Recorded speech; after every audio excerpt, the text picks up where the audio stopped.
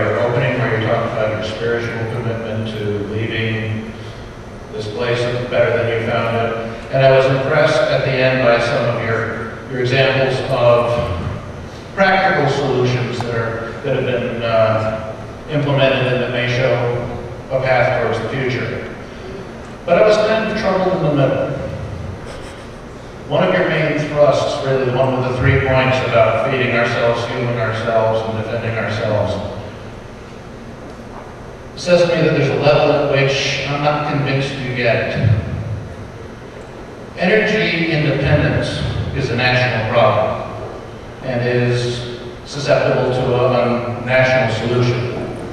But global warming is a global problem. And one of the reasons why we're in the situation that we're currently in is that the U.S., for reasons of national supposed interest, has exhibited negative leadership for a number of years now. With the emphasis on independence, on, forgive me, us versus them, the U.S. versus the other 95% of the world, I don't hear a solution. Convince me I'm wrong. How long have you got?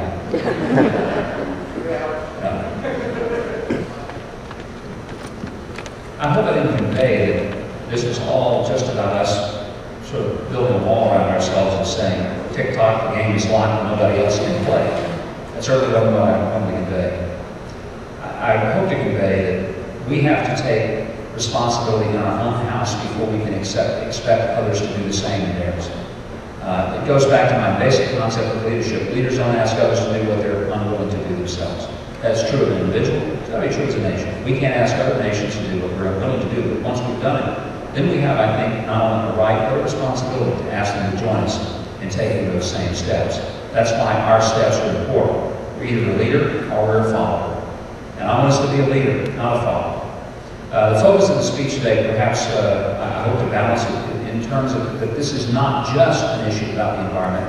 And that's why I made many of the comments that I did, because I do believe with all my heart and every ounce of conviction within me that it is also a matter of utmost national security. We are a part of a greater world, and it's not just us. And what China does and what India does affects us. If they're irresponsible with the environment, it creates hazards for us. But all the more reason that while we cannot directly control them, we certainly can push them by our own actions. And one of the strongest ways is to make sure that we are not so dependent upon others' excesses that we have no leverage to use against them in the marketplace, to insist that they abide by the same standards. Now, if we don't abide by those standards, it's hard to get them to do it either. So I hope that that conveys some level of balance. And I'll admit, there's still a learning curve for me, and I think for most of us in this country, on how we go this delicate road and make it all work. And you may have some better ideas than I do. I'm running for president, not genius, so love your ideas and hope you'll get them to me. Let me take, we've got one more.